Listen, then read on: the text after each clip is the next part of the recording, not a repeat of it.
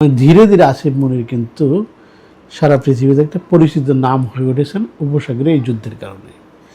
এই যুদ্ধ যখন 40 দিন অতিবাহিত হলো, তখন ট্রাম্প আর কুলে উঠতে পারছিল না, এবং ট্রাম্প ওই সময় একটা ঘোষণা দেন যে যদি যুদ্ধবিরতি না করে ইরান, তাহলে ইরানি সভ্যতা ধ্বংস করে দেবে। ঠিক যখন টাইম দিল, ঠিক শেষ সময় অতিবাহিত হওয়ার 40 মিনিট আগে ট্রাম্প ঘোষণা করলেন যে তারা ইরানকে একটা সময় সুযোগ দিতে চান চুক্তি করার জন্য, যুদ্ধবিরতি করার জন্য। এরপরে মূলত এই সময়টা, এই যে ট্রাম্পের ঘোষণা, ট্রাম্পের খ্যাপাটে বাঘের মতো হয়ে যাওয়া, এই সময় আসিফ মনির ট্রাম্পের সাথে এবং ইরানের সাথে ডিরেক্ট কথা বলতেছিল, মোবাইলে, ওভার দ্য ফোনে সবার সাথে যোগাযোগ করতেছিল এক জায়গায় নিয়ে আসার জন্য। মানে এই যুদ্ধটা সবার জন্য একটা চাপ তৈরি করেছিল। প্রচুর মানুষ মারা যাচ্ছে, সারা পৃথিবীতে একটা তেল জ্বালানি সংকট তৈরি হয়েছে, বাংলাদেশেও সারা পৃথিবীতে। ফলে এই সময় মোটামুটি আসিফ মনির একাই দায়িত্ব পান। আপনারা পাকিস্তান সরকারকে যা দেখেন, সরকারের মন্ত্রী বা প্রেসিডেন্টকে দেখেন, এর আসলে কিছুই না। মূলত পুরোটা হচ্ছে রাওয়ালপিন্ডি থেকে। রাওয়ালপিন্ডি হচ্ছে ক্যান্টনমেন্ট, প্রধান ক্যান্টনমেন্ট। ওই গ্যারিসন থেকে আসিফ মনির এটা পরিচালনা করেন। এবং আসিফ মনির সবচেয়ে সুবিধা হচ্ছে ট্রাম্প প্রশাসনের সবার সাথে তার পরিচয় গড়ে উঠেছে, এবং ট্রাম্পের সাথে একটা বন্ধুত্বপূর্ণ সম্পর্ক হচ্ছে। ট্রাম্প এই আসিফ মনিরকে খুব পছন্দ করে তার সাহসিকতার জন্য, এবং ট্রাম্পকে উনি ব্যাপক প্রশংসা করেছেন, প্রশংসায় ফুলিয়ে ফাঁপিয়ে দিয়েছেন। এবং এক পর্যায়ে এই আসিফ মনির বলেছিলেন পাকিস্তানের পক্ষ থেকে ট্রাম্পকে নোবেল পুরস্কার দেওয়ার জন্য, শান্তিতে নোবেল পুরস্কার দেওয়ার জন্য প্রস্তাব পাঠিয়েছেন নোবেল কমিটিকে। এটাও আমরা দেখেছি। যাই হোক, সেটা ভিন্ন ইতিহাস, ভিন্ন আলোচনা। তবে আসিফ মনির আরেকটা বিষয় হচ্ছে যে মধ্যপ্রাচ্যে যে যুদ্ধটা চলছে, মধ্যপ্রাচ্যের কোনো মুসলিম দেশের সঙ্গে ইরানের কিন্তু ভালো সম্পর্ক নয়। সবাই এখানে শত্রুর মতো আচরণ করতেছে। বাংলাদেশ একটা মুসলিম রাষ্ট্র আছে, ইন্ডিয়া একটা মুসলিম, কিন্তু আমাদের দেশের যে হাইট, ওয়ার্ল্ড ওয়াইড যে উচ্চতা, সেইটা কিন্তু আমরা ওই পর্যায়ে যেতে পারিনি। ইভেন ভারতও বিশ্বমঞ্চে এখানে তাকে দেখতেছে যে তার চিরপ্রতিদ্বন্দ্বী পাকিস্তানের সেনাপ্রধান কোথায় চলে যাচ্ছে। দেখুন, এই যে মধ্যস্থতার প্রথম যে 15 দিনের যুদ্ধবিরতি, এটা কিন্তু পুরোটা হচ্ছে আসিফ মনির কারিশমায়। এরপরে দ্বিতীয় দফা যখন বসার সুযোগ কথা হচ্ছিল, তখন তার আগে আমেরিকা একটা বাজে কাজ করে ফেলেছে, মানে ফাউল গেম খেলেছে। যেটা হচ্ছে যখন 21 ঘন্টার আলোচনাটা ভেঙে গেল, তার সঙ্গে সঙ্গে ট্রাম্প নো অবরোধ জারি করেছে। এই নো অবরোধটা জারি না করলে আলোচনা হয়তো আজকে শুরু হতো। এবং ট্রাম্প এক এক সময় এক এক রকম তথ্য দিচ্ছেন, মানুষকে বিভ্রান্ত করতেছেন। মানে এই লোকটা আসলে, ট্রাম্প কিন্তু এখন আমেরিকাতে আপনি জানেন তাকে ট্যাকো নামে ডাকে, মানে চিকেন আউট যেটা ট্রাম্প। ওই মুরগি যেরকম লড়াই করে না, যখন চূড়ান্ত যুদ্ধ শুরু করবে, তার যদি কিছু মোরগ আছে পালিয়ে যায়, সেই জন্য তাকে এই ট্রাম্প চিকেন আউট, ট্যাকো, এই নামে ডাকা হচ্ছে, তাকে উপনাম দেওয়া হয়েছে, মানুষজন মজা করে। এই অবস্থায় যখন আবারও যুদ্ধ শুরু হয়ে যাওয়ার অবস্থায়, এই টাইমটায় আসিফ মনির 4 দিনে একটা ইরান সফর করলো।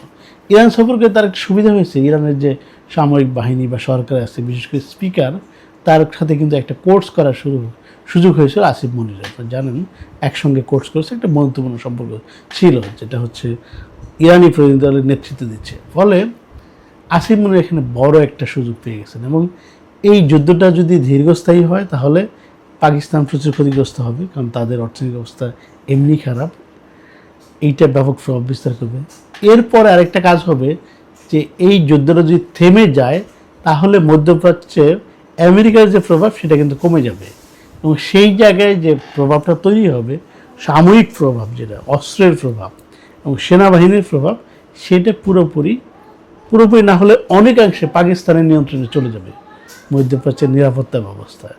আপনি জানেন যে সৌদি রাজ পরিবারকে কিন্তু নিরাপত্তা দেয় হচ্ছে পাকিস্তান আর্মি, কুয়েতের রাজ পরিবারকে নিরাপত্তা দেয় পাকিস্তান আর্মি, কাতার, মধ্যপ্রাচ্যের যে মুসলিম দেশগুলো রয়েছে, সবাই কিন্তু পাকিস্তান আর্মিদের নিরাপত্তা নেয়।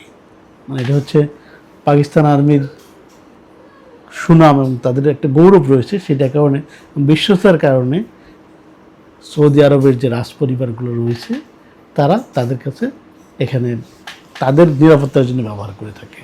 সো এই যুদ্ধটা শেষ হয়ে গেলেও যেহেতু তার সাথে আমেরিকার সাথে খুবই সুসম্পর্ক, ইরানের সাথে একটা সুসম্পর্ক, এবং দুইটাই সুপার পাওয়ারের সাথে, এখন কিন্তু ইরানকে আর খাটো করে দেখা যাবে না। এখন আমেরিকা যেরকম একটা সুপার পাওয়ার, ইরান একটা ছোটোখাটো একটা সুপার পাওয়ারের পর্যায়ে চলে এসছে। ফলে এই আসিফ মনির কিন্তু ওয়ার্ল্ড ওয়াইড যে একটা নেতৃত্ব দেওয়ার যে যোগ্যতা তৈরি করেছেন এবং হাইটটাকে বাড়িয়ে নিয়েছেন পাকিস্তানের সঙ্গে এবং নিজের সেনাবাহিনীর, সেটা কিন্তু কাজে লাগবে এবং ব্যাপকভাবে কাজে লাগাতে পারবেন, দেশটা উপকৃত হবেন। আপনি জানেন যে আমেরিকা খুবই গণতান্ত্রিক দেশ, কিন্তু আমেরিকা কিন্তু এই সেনা প্রধানের সাথেই যোগাযোগ রাখতেছে, সরকারের সঙ্গে না, নির্বাচিত সরকারের সাথে না রেখে সেনা প্রধানের সাথে রাখতেছে। আসলে আমেরিকা কখন কার সাথে কী করে সেটা বোঝা যায় না। যাই হোক, আমরা বিশ্বাস করি যে খুব দ্রুতই এই যুদ্ধটার অবসান হবে এবং আমেরিকা ঘুরে ফিরে একটা চুক্তিতে আসবে, কারণ আমেরিকার যারা মিত্ররা আছে তারা কিন্তু আমেরিকাকে হাত বাড়িয়ে দেয়নি, সাপোর্ট দেয়নি, বরঞ্চ বিরোধিতা করতেছে। এবং অপরদিকে চায়না আছে, রাশিয়া আছে, এরা কিন্তু ইরানকে ব্যাপকভাবে সাপোর্ট দিয়ে যাচ্ছে। ফলে ইরান কিন্তু এখন আর যে ইরানকে দমিয়ে ফেলা সেটা সম্ভব হচ্ছে না, এবং ইরানের যুদ্ধ কৌশলটা অনেক বেশি পরিবর্তিত।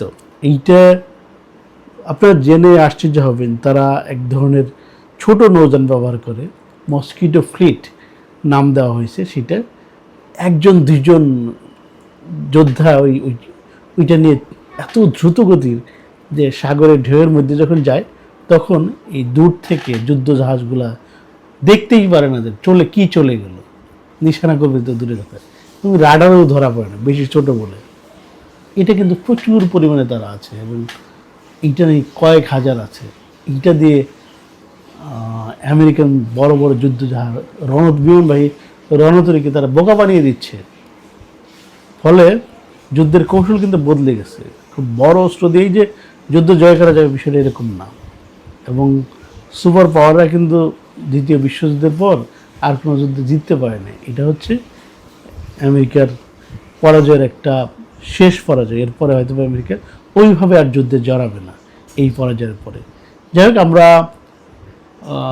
খুব চাই যে খুব তাড়াতাড়ি যুদ্ধটা শেষ হয়ে যাক। আপনারা ভালো থাকবেন। ধন্যবাদ সবাইকে।